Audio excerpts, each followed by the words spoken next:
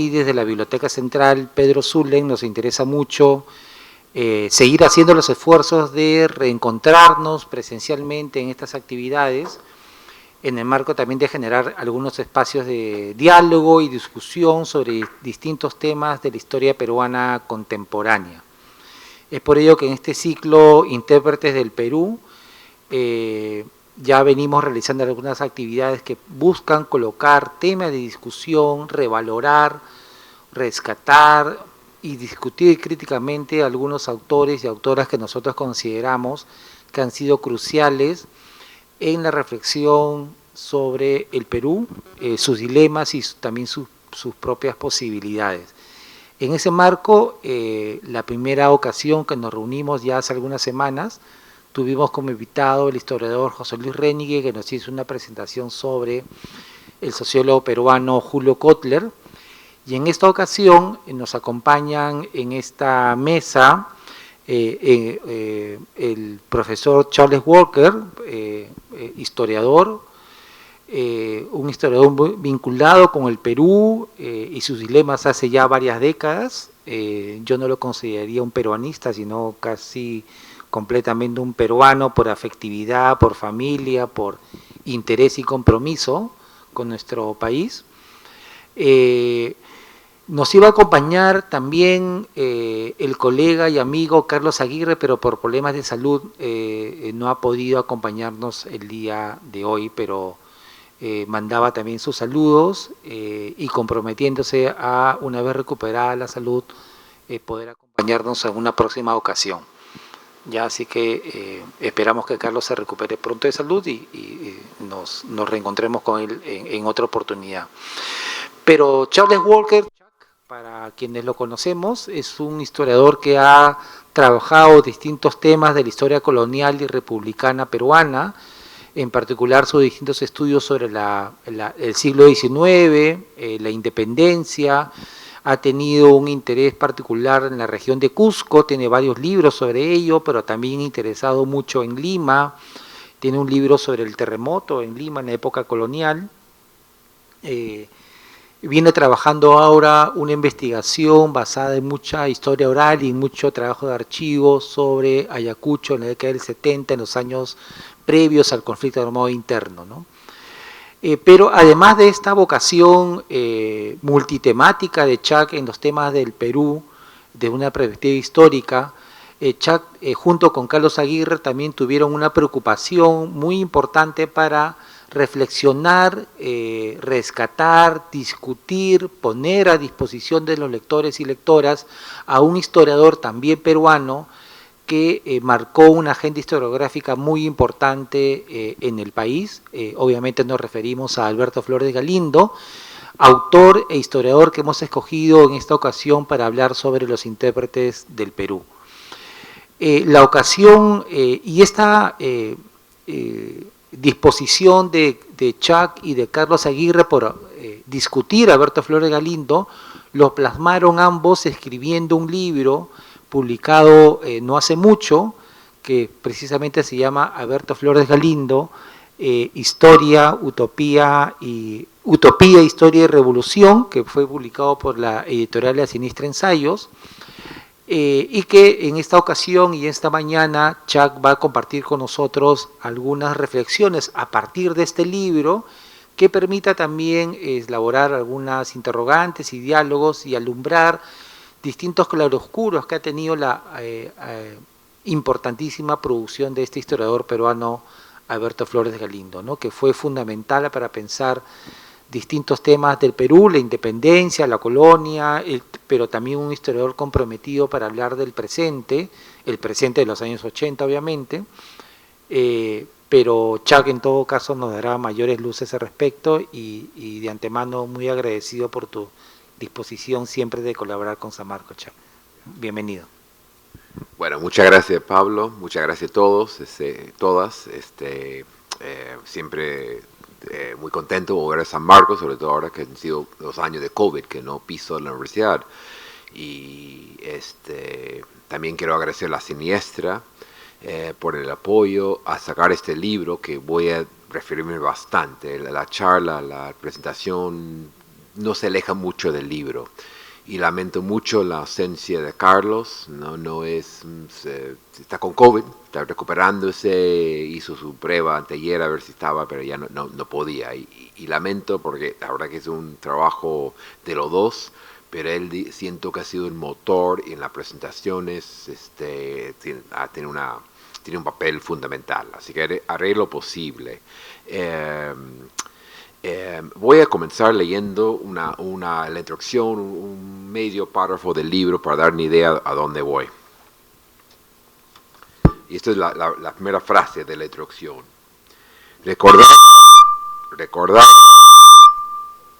esto, a ver, me acerqué mucho.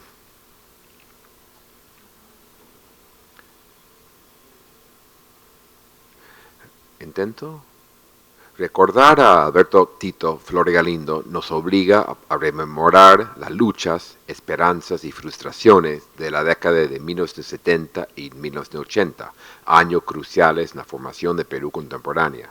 La promesa y la necesidad de implementar reformas radicales en las estructuras sociales y económicas del país quedaron reflejadas en el proyecto velazquista iniciado en 1968, en la movilización sindical y popular que tuvo su punto culminante en el paro nacional de julio de 77, en el surgimiento de una izquierda legal de masas con inusitado poder electoral que llevó a Hugo Blanco a la Asamblea Constituyente en 78 y a Alfonso Barrante Lingán a la Alcaldía de Lima en 83, y también en el autoritarismo letal de Sendero Luminoso que prometía el paraíso comunista en los Andes. En todos estos casos, sin embargo, el desenlace final representó una gran frustración para las aspiraciones del cambio social. Así que de alguna forma este libro y nuestro proyecto sobre Alberto Flores Galindo es comprender un gran intelectual comprometido, un intelectual crítico y su época. Porque queremos con este proyecto volver a estos momentos que de una y comprender y reflejar estas décadas que de alguna manera son tan cercanas, pero a la vez tan distantes. Y eso fue, digamos, el propósito del libro, el proyecto. También fue algo muy personal en dos sentidos, en nuestras personas y en la de Flores Galindo. De casualidad, pero esta cosa de la vida, Flores Galindo nos presentó. Yo tenía contacto con él de 82, Carlos Aguirre, que era alumno de Villarreal, había pasado de la UNI, que era ingeniero, ganamos en Humanidades, un gran historiador, y unos años después, en 88, él nos presentó, él me dijo, hay un joven que escribe sobre Lima con cosas interesantes, sobre represión, prisiones, y parece que en la misma semana, dijo Carlos, hay un gringo que viene con intereses sobre historia urbana. En ese entonces yo tenía un proyecto sobre Mariátegui y Lima, ¿no? Así que hay un vínculo personal. Pero más importante es el querer estudiar y profundizar el estudio de Alberto Flores Galindo. Y mucha gente se sorprende, no es un libro homenaje, hay muchos de estos libros homenajes a los desaparecidos, a los muertos, a los que extrañamos, que tienden a ser un poco oficial, totalmente positivo, son homenajes finalmente. El libro es algo diferente, ¿no? Obviamente respetamos y enfatizamos la trayectoria y la visión brillante de Flores Galindo, ¿no? Que pocos dudan. Hay gente que dice no están de acuerdo con todo, discrepan, pero nadie duda de su centralidad y su inteligencia. Era un pensador brillante, y eso voy a hablar hoy día, que multidisciplinario, un intelectual público, que es un término que yo no sé si siguen existiendo o de alguna manera son de forma muy distinta hoy en día. Un intelectual muy comprometido con la izquierda, siempre buscando alternativas, pero también un historiador prolífico, que murió a los 40 años, ya contar los libros, bueno, sus obras completas, si me acuerdo bien, son 7 tomos de 400 páginas, entonces publicaba muchísimo.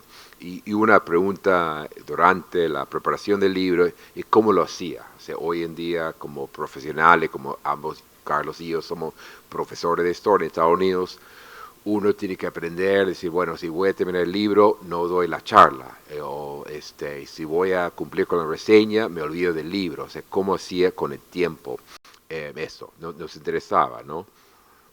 Así que con Carlos habíamos ya planeado una división de trabajo y recién tuvo que cancelar hace unos días.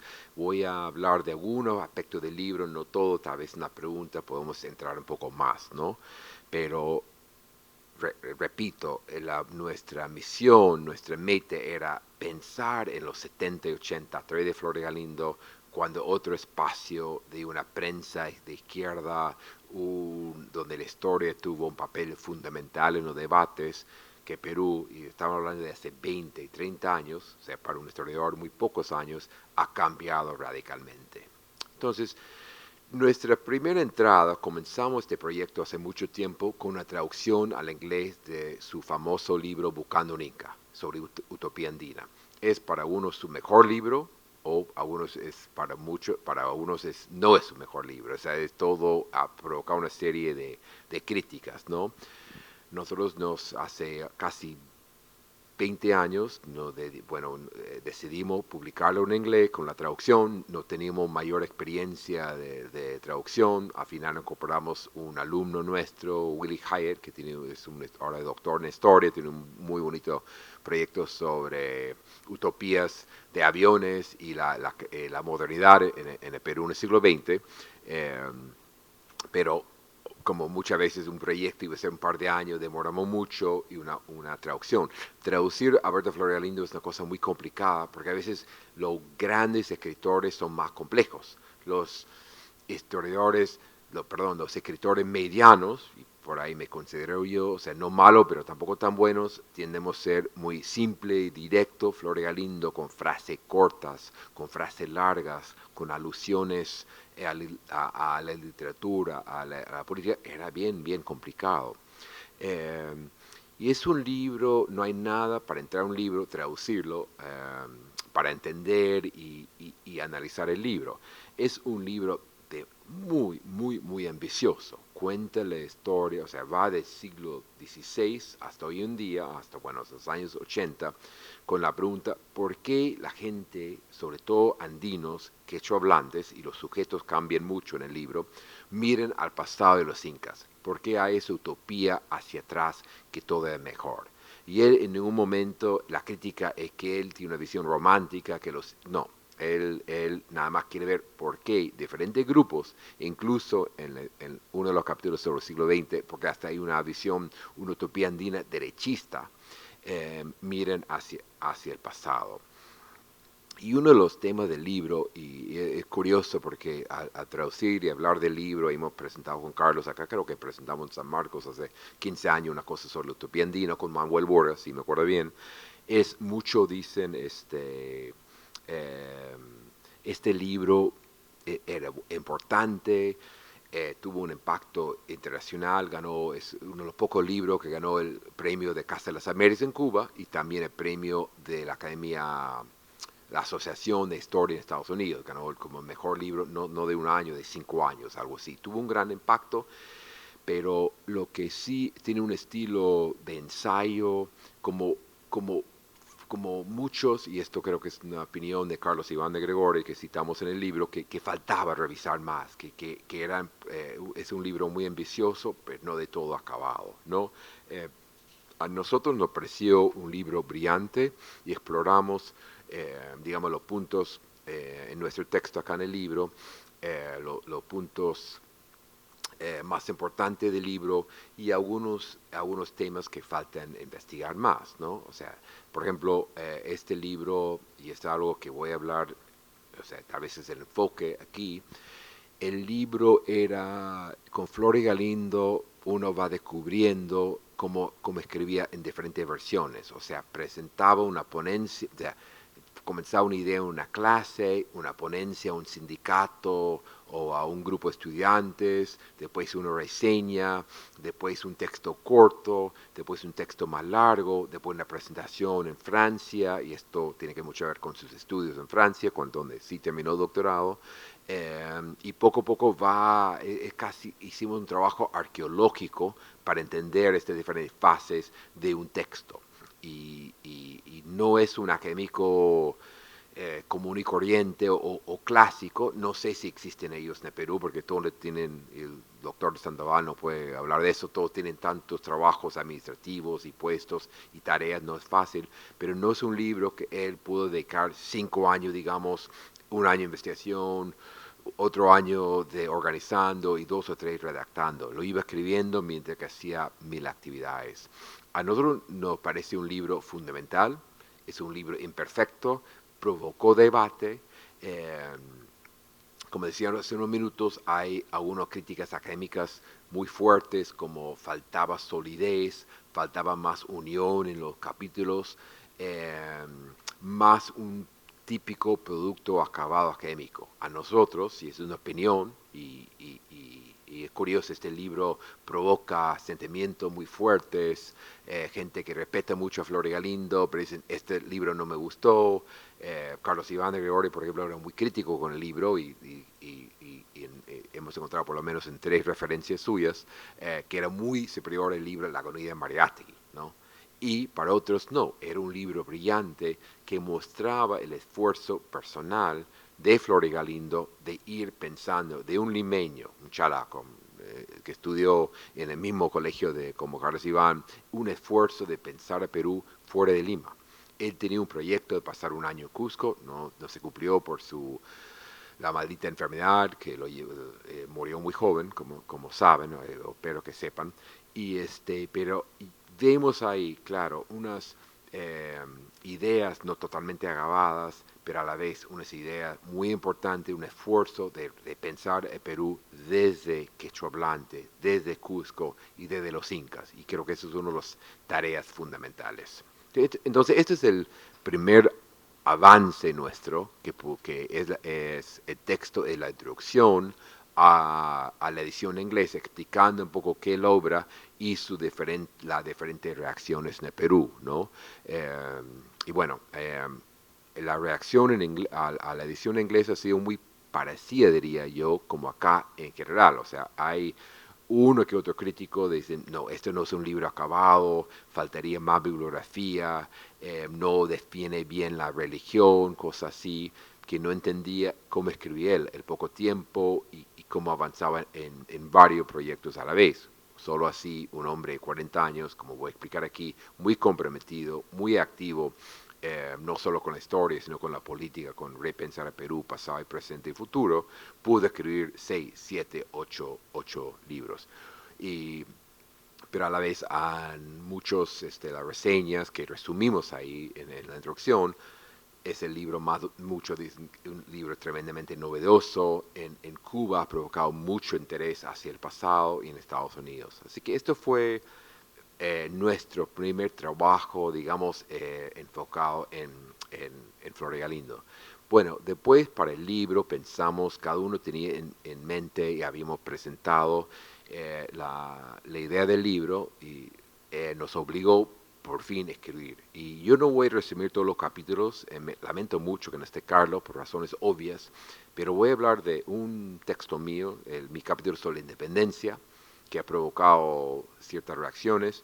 Voy a intentar resumir y hablar del capítulo de Carlos sobre intelectuales públicos en los años 80 y brevemente mencionar los otros capítulos para dejar así para un diálogo y preguntas. Este libro salió hace 2 años con COVID, uno no se da cuenta, creo que justo antes de COVID, Pablo, justo antes, ¿no? Salió, pero lo presentamos aquí. Y yo lo vi porque bueno, nunca me he alejado mucho de la época de la independencia, con mis trabajos sobre Tupac Amaru, un ensayo que está por salir literalmente esta semana. En estos años he estado revisando, volviendo, porque mi tesis doctoral sobre Cusco, transición Colonia República, ya tiene 30 años, creo, o más. Sí, 30 años tiene. Estos últimos 3, 4 años volví a ver qué nuevo hay en la historiografía peruana, y en parte por el bicentenario, sabiendo que iba a haber mucha discusión.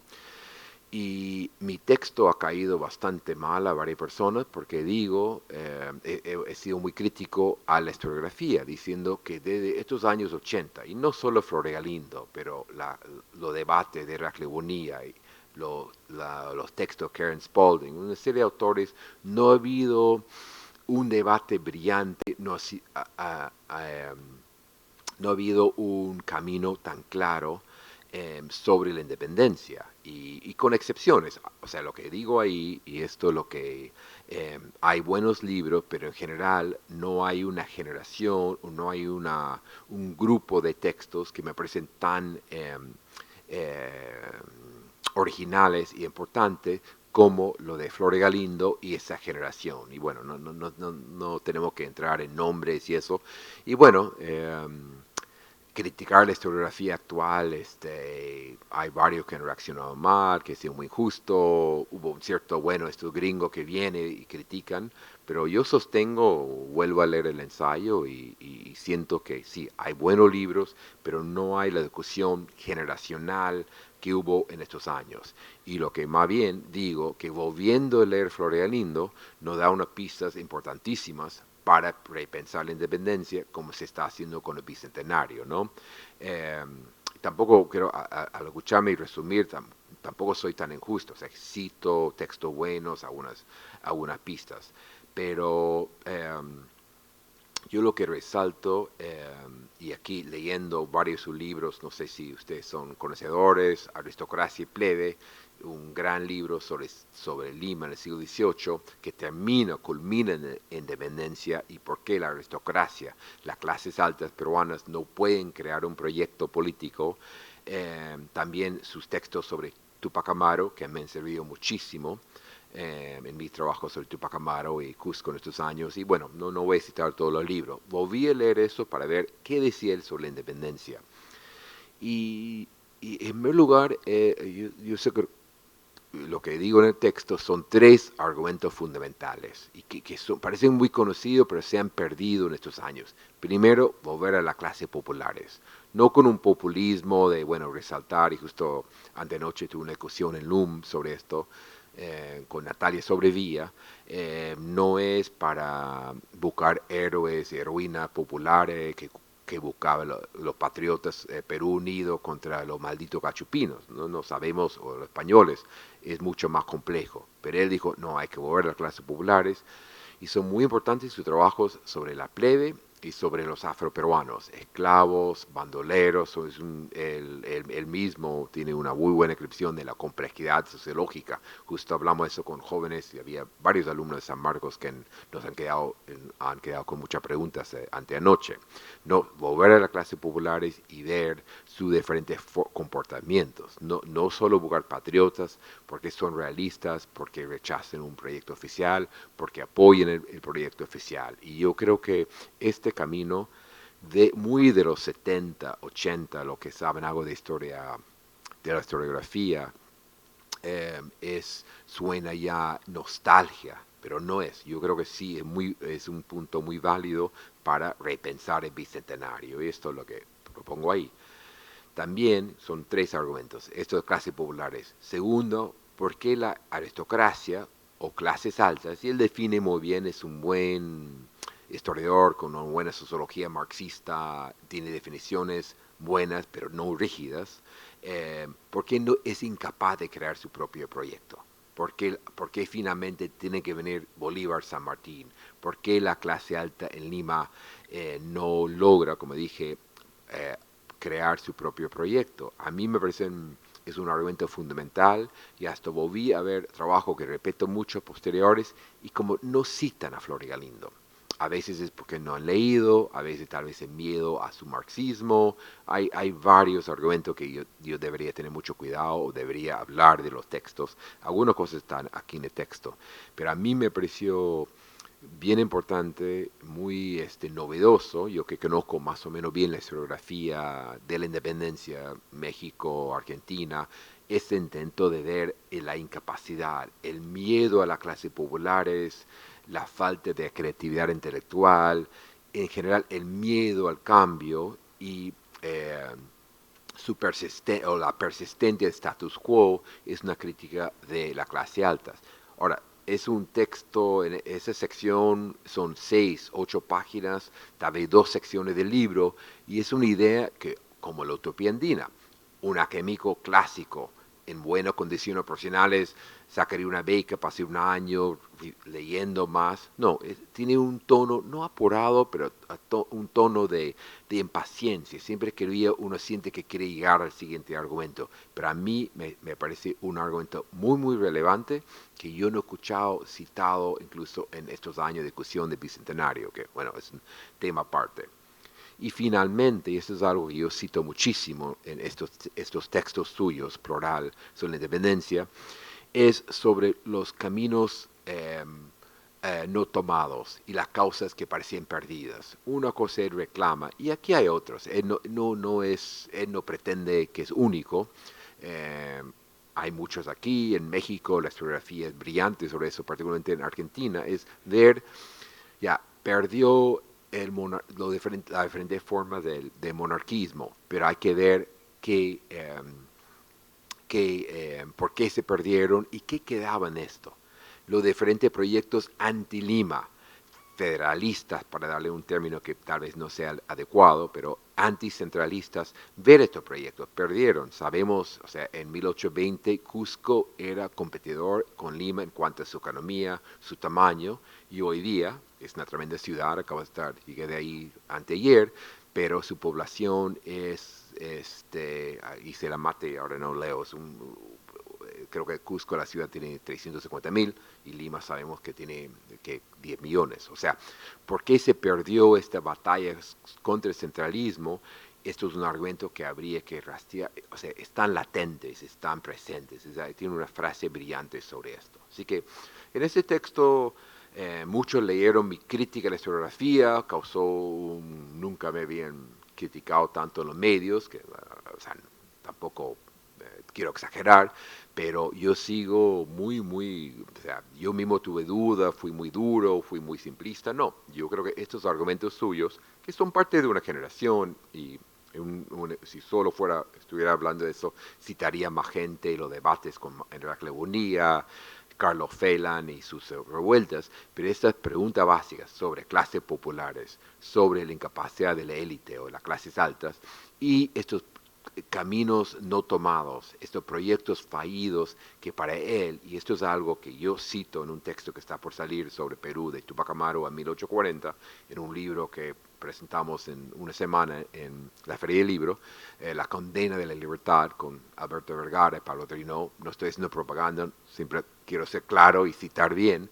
Eh, Esto es un argumento fundamental que en el Perú se ha olvidado. Siempre tendemos a ver los ganadores y bueno, Lima ganó, mala suerte, o los esclavos no tienen proyecto propio. Más bien hay en ese argumento, y esto Carlos ha sido un colega, Carlos Aguirre, hemos trabajado esto en otros proyectos, hay que ver esos caminos perdidos. No por pensar en qué hubiera sido, sino pensamos con Flor y Galindo que están muy, muy presentes más allá de su derrota, ¿no? Y también Utopía Andina, la búsqueda de los incas en la independencia. Así que esto es mi ensayo. Eh, a mí personalmente, los autores siempre tienen opiniones sobre los libros, sería interesante que dice Pablo Sandoval. A mí mi texto preferido del libro es el texto de Carlos, que salió antes, pero lo mejoró bastante. Capítulo 3, cultura política de izquierda y cultura, no, perdón.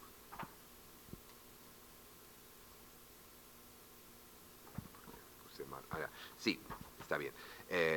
Cultura política de izquierda y cultura empresa en el Perú contemporáneo, la formación del intelectual público. Para mí es el texto más importante de Carlos, así que me cuesta resumirlo bien, y voy a leer una pequeña, una par de frases para dar una idea de los debates, de los argumentos centrales.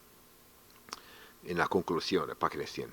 Flor y Galindo compartía no solo una cultura de izquierda que valoraba la palabra empresa como un vehículo efectivo de comunicación, propaganda, denuncia y debate, sino también una visión del intelectual como alguien que está moralmente obligado a participar de los debates públicos en cuanto oportunidad y tribuna tuviera a su disposición. Estos dos factores se encuentran detrás de tanto de su sorprendente productividad. Sus obras completas abarcan 7 volúmenes de entre 400 a 600 páginas cada uno, como de su agresiva, variada y creativa estrategia de publicaciones.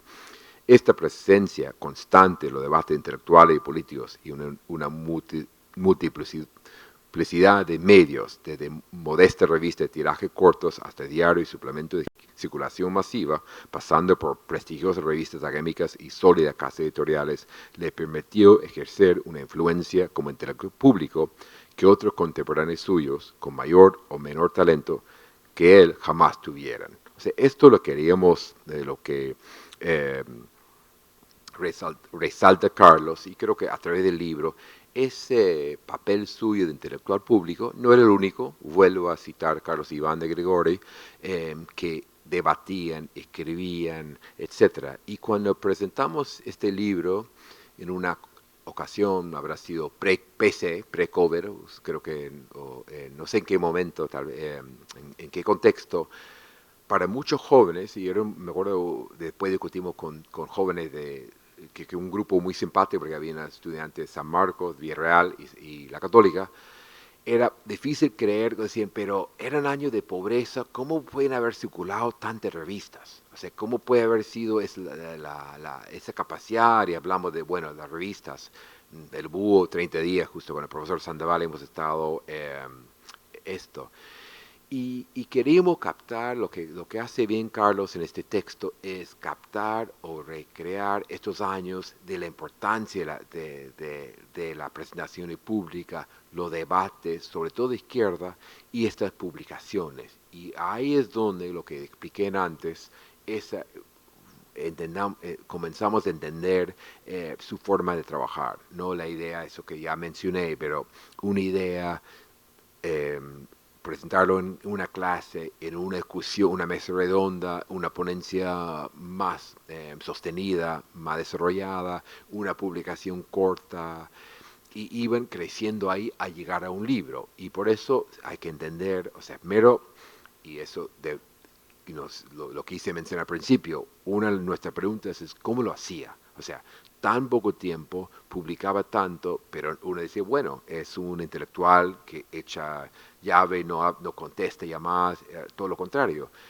Vimos su agenda por una semana, por dar una idea, y charlas casi todas las noches. Y era a la vez eh, un buen profesor, muy querido en sociales. Hay que recordar que en la Católica no enseñaba en historia, sino en ciencias sociales, padre de familia, muy activo, pero esa capacidad de debatir. Y esto es el texto de Carlos Aguirre, que yo personalmente es mi texto favorito, porque repito, él retrata muy bien estos años que tan cercanos pero tan lejanos, viendo esa forma de presentar.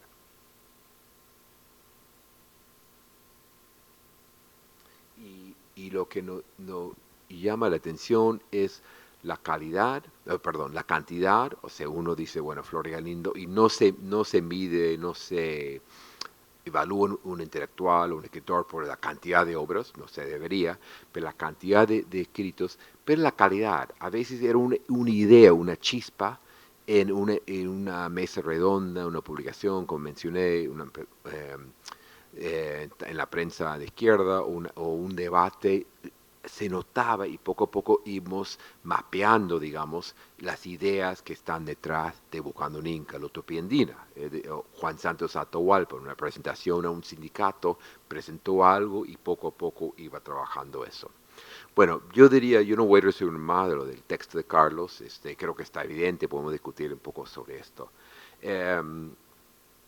Los otros textos en el libro, y creo que no lo voy a resumir porque mucho, pero Carlos escribe, bueno, son artículos, digamos, individuales en algunos casos, pero siempre editado por ambos con discusión. O sea, el libro es nuestro, pero cada uno tenía su texto particular, digamos. Siempre nos intrigaba su relación con Cuba. Ganó el premio de Casa de las Américas, estuvo en Cuba. Carlos Aguirre hizo un trabajo de archivo realmente, de buscar cuántos viajes, cuánto tiempo estuvo, pero tuvo una relación muy compleja con Cuba. Obviamente la generación de izquierda apoyaba la revolución cubana, apreciaba sus logros en varias facetas, en varios aspectos, pero a la vez era un hombre crítico y, y no apoyaba simplemente, digamos, o abiertamente la revolución cubana, tuvo sus discrepancias, que no es por no quedar mal con nadie o por razones políticas del partido, sino era algo individual. Obviamente, cuando en Cuba estaba muy satisfecho, estaba muy contento, le intrigaba. Tenemos una muy buena foto de él en Habana y él con Nancy Manrique, por ejemplo, pero a la vez en su correspondencia, en algunos textos, expresaba esta preocupación por la falta de libertad. Esa, y también, y aquí debería dejar de no resumir porque creo que está muy superior lo escrito por Carlos, la falta de creatividad intelectual, que las obras, los trabajos iban a apoyar el régimen, que le cuestionaba como cualquier pensador crítico como él. El texto ha estado muy bien recibido, lo han comentado algunos amigos cubanos con discrepancia, pero han respetado la investigación y respeto que ha mostrado Carlos.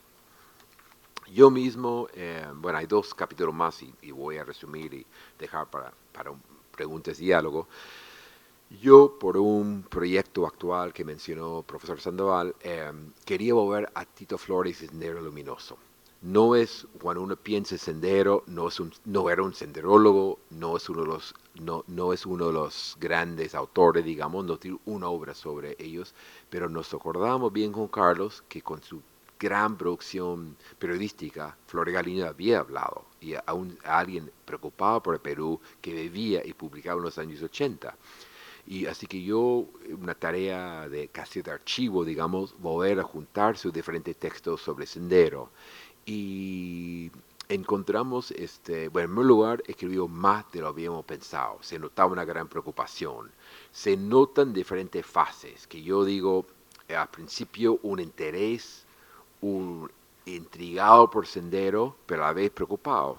La izquierda que él pertenecía conocía bien ese maoísmo duro, eh, eh, no era algo incógnita, no era algo extraño. Él venía de grupo de izquierda que conocía bien la forma de este maoísmo muy duro, ¿no? Pero se nota en los primeros años intrigado, porque alguien que había escrito y hablado tanto sobre revoluciones y revoluciones diferentes, había escrito sobre Mariátegui, hay que recordar la versión entre Sendero Luminoso, el nombre, y Flores Galindo, el libro que para muchos es Agonía Mariátegui, que es el mejor libro suyo según Carlos Iván de Gregori, algo que yo no podría estar de acuerdo, creo.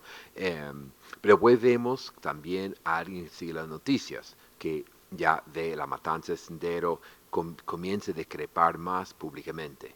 Pero después, con la matanza del Frontón, es un momento muy político. Flores Galindo firma cartas de que a unos asesores en contra de la Marina, en contra de la masacre. Yo no pensaba resumirlo, debería haber sido un poco más cuidado con mi propio texto, pero está resumiendo bien y hace una visión más crítica. Intenta, en Buscando un Inca, tiene un capítulo sobre Ayacucho, tener entender Sendero de manera sociológica, por qué algunas comunidades sí y no. Y como todos o casi todos esos años se equivoca, tiene un análisis un poco duro, que algunos son así, algunos no, pero a veces se nota su interés. O sea, en estos años yo digo que muchos han intentado entender Sendero, es urbano o rural, es de provincias más altas, de los valles, y él intenta buscar una explicación sociológica que no logra totalmente. Pero como todos los textos de Flores Galindo, aunque se equivoque, aunque no es de su tema de, digamos, interés mayor, hay cosas bien interesantes y a la vez una preocupación, una cierta desesperación con con la violencia, con el autoritarismo, con la entrada de derecha. Hay que recordar que él está en la vanguardia de la lucha contra De Soto y de él y la entrada al neoliberalismo y sus pensamientos. Incluso estos son los textos que resalto mucho porque habría que ver a sus, en 88, 89, su reseña a De Soto, su batalla, su enfrentamiento con el joven Iwasaki, que es iba a ser el joven pensador de derecha en el Perú hasta que tuvo un caso plagio y se fue a España. Son textos que valiosos. Yo no digo que son los textos de los senderólogos de gran importancia, no, pero para entender a Flor Galindo y para entender a Perú de ese entonces son fundamentales. Y en ese texto, tal vez un argumento debería haber desarrollado más, veo su relación muy curiosa con Carlos Iván de Gregori, que yo creo y Carlos cree y muchos, es el otro gran intelectual público de estos años, ¿no? Y tienen, bueno, yo no voy a entrar en eso, semejanzas, estudian en el mismo colegio, se mueren muy jóvenes, Flores Galindo 40, Carlos Iván 65, ¿no? 65, 65, pero tienen sus enfrentamientos en diferentes revistas, pero se nota un mayor respeto, o sea, se nota un respeto ahí. Bueno, es un tema bien complicado, creo que el profesor Sandoval podría hablar más de eso, pero repito, en este capítulo sobre Sendero, digo que no era un gran senderólogo, no era su tema fundamental, pero releyendo yo sí encontré cosas muy valiosas sobre los ochentas y lo que tal vez más me llama la atención y esa capacidad de entender antes de muchos el, el autoritarismo que venían, el frontón, su indignación no solo por la muerte de cientos de personas, sino el poder de los militares, el silencio de la sociedad civil y aceptar hablar de cientos o miles de muertos, ¿no? Y a mí me pareció un proyecto valioso volver a leer sus cosas sobre Sendero. Y finalmente, Carlos tiene un capítulo muy sugerente, muy entretenido sobre Flores Galindo y la literatura. Era un gran lector, o sea, a pesar de esa agenda que hemos hablado, tenía tiempo de leer de todo, novelas rusas, novelas negras, detectives, y Carlos ha hecho trabajo de investigador, de entrar sobre completas, citar a quién leía, cuándo, cómo y cuándo. Y lo que es evidente es que cuando uno pregunta, ¿cómo escribía también Flor Galindo? Porque eso nadie ha dudado. Y Antonio Cisneros, Carlos, cuando buscamos resumen de su obra, todos, sus amigos, sus críticos, todos hablaban de su pluma, su capacidad de escribir. Y una cosa, y eso hemos insistido con Carlos, jóvenes, leer ficción, leer más allá, no sentir quedarte en tu campo académico y punto. Así que y eso es otro semejanza con Carlos Iván de Gregori, que era gran lector, bueno, era gran escritor también de poesía, de joven, y era gran lector sobre todo de ciencia ficción. Y hemos encontrado, buscando eso de Flor Galindo, también encontramos cosas de Carlos Iván de Gregori, de ese interés en la literatura. Bueno, yo creo que me quedo aquí, he resumido de manera muy breve, estamos bien de tiempo, ¿no? Así que eh, de manera muy breve algunos argumentos. Lamento de nuevo la ausencia de Carlos, no solo porque quería estar, pero también ha podido dar, no sé si es justo hablar, resumir algunos de sus textos, pero creo que tiene una idea de lo que es el libro, lo que era el proyecto, lo que es el proyecto, y sobre todo creo que al final esto de repensar, no solo una visión nostálgica, romántica, una visión crítica, como hubiera querido Floriano, estos años, como repito, cercanos pero lejanos, donde la historia, la izquierda, tenía un papel tan importante en los debates y uno esperaba la salida de los periódicos, cada uno te vendía un folletito. Estos años que ya no existen de alguna forma y repito, es muy, muy cercano. Así que con eso quiero que dejo y un diálogo, preguntas sobre Flor Galindo, nuestro proyecto, etcétera. Muchas gracias.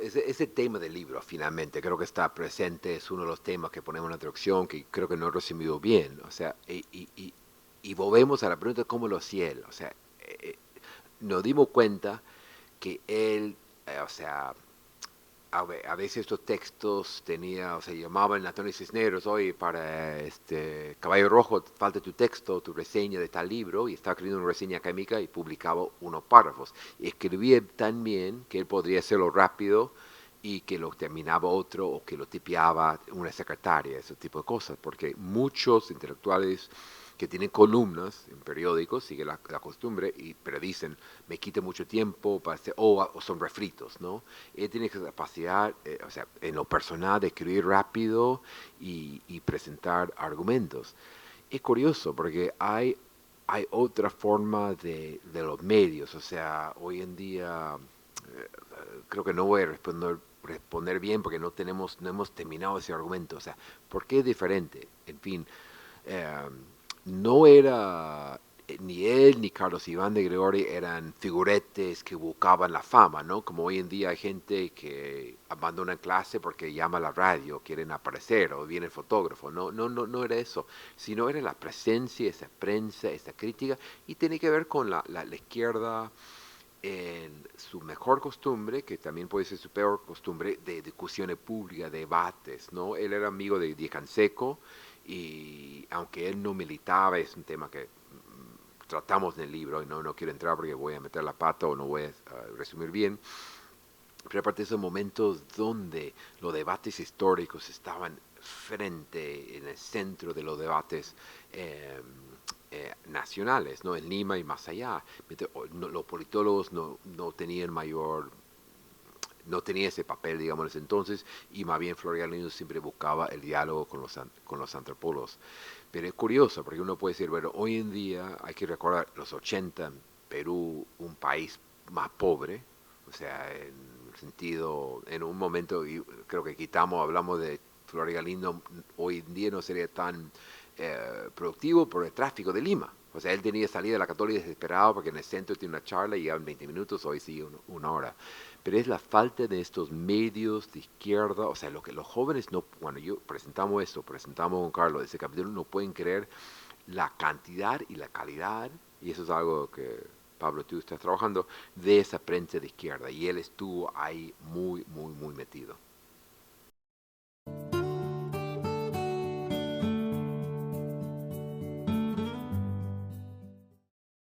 Bueno, en primer lugar, la historia, muchos hemos encontrado sus libros en Quilca, en Amazonas. Es una pena que esta bibliografía se ha dispersado, y bueno, por razones no entendemos bien, pero es una pena. Sí, o sea, haciendo esto yo por ejemplo me acuerdo que una vez, yo no era gran amigo, pero sí me apoyó mucho cuando yo llegué aquí de estudiante y venimos a México y que estaba molesto con el mismo que no nos había pedido una nueva obra, la traducción de Bakhtin.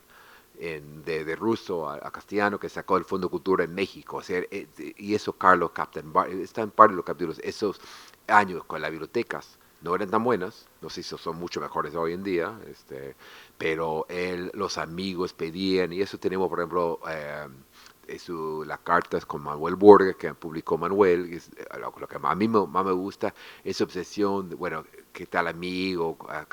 Mi esposa está así, oye, por favor, ¿me puedes sacar una copia del texto X de Revista Andina? No se consigue en Francia, o si viene me traes estos 7 libros, ¿no? Esta manía y leía de todo, o sea, en un momento me acuerdo que se me acercó, se me acercaron 2 jóvenes estudiantes y decían, queremos ser como Flor Galindo, o sea, ¿cómo hacemos? O sea, y esto no quiero exagerar o quiero decir que crítico, pero es decir, quiero jugar como Messi. O sea, hay cosas que yo no veo como leía tanto, hacía tanto, publicaba tanto, paseaba con su familia, cuidaba a sus hijos, como lo hacía personalmente. Yo sé que, por ejemplo, en cualquier momento leía, y eso acabo de leer, bueno, el año pasado leí una biografía de Hobsbawm, y su hija dice, sube en taxi, está leyendo, viene un amigo, se cansa de la conversación, se pone a leer. No sé si Floriano no era tan malcriado, pero y leía de todo. O sea, aquí tenemos de ficción, pero en otras secciones tenemos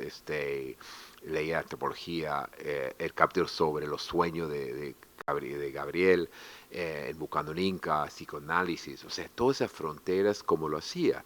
Y un académico ortodoxo diría, no, mejor me quedo en mi campo, yo tengo mi tema, lo hago bien, lo hago mejor que otros acá en el país o en el mundo y nada más. Yo no pierdo tiempo leyendo antropología, saltando del siglo XVI al siglo XX, pero él dice que no. Y a la vez, o sea, no solo esa amplitud de temas, ser volviendo a la pregunta de Pablo, siendo un intelectual público. O sea, para ser productivo hay que decir no a presentaciones a veces. Él parece que nunca, ¿no? Vimos una semana, creo que tenía 3 o 4, después de dictar en la Católica, se escapaba, se iba al archivo relacionado de 4 a 6, después hablábamos, tenemos un día ahí en su agenda, a un sindicato y regresaba tarde, ¿no?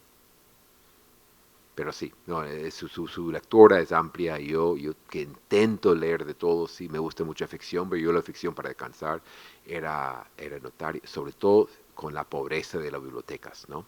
Y en cuanto mencionaste mucho Francia, lo de Francia es curioso porque en Francia es donde yo creo que si hay una influencia mayor en Alberto Florarino son los marxistas británicos. E.P. Thompson, Hobsbawm, todos ellos que están luchando justo con la teoría francesa por ser teoría, no, que hay que volver a clases populares, hay que ser teórico, leer marxismo, pero con un castellano, con un idioma más fluido, ¿no? Y Carlos ha leído con mucha atención la lectura de Florianino, sobre todo de E.P. Thompson.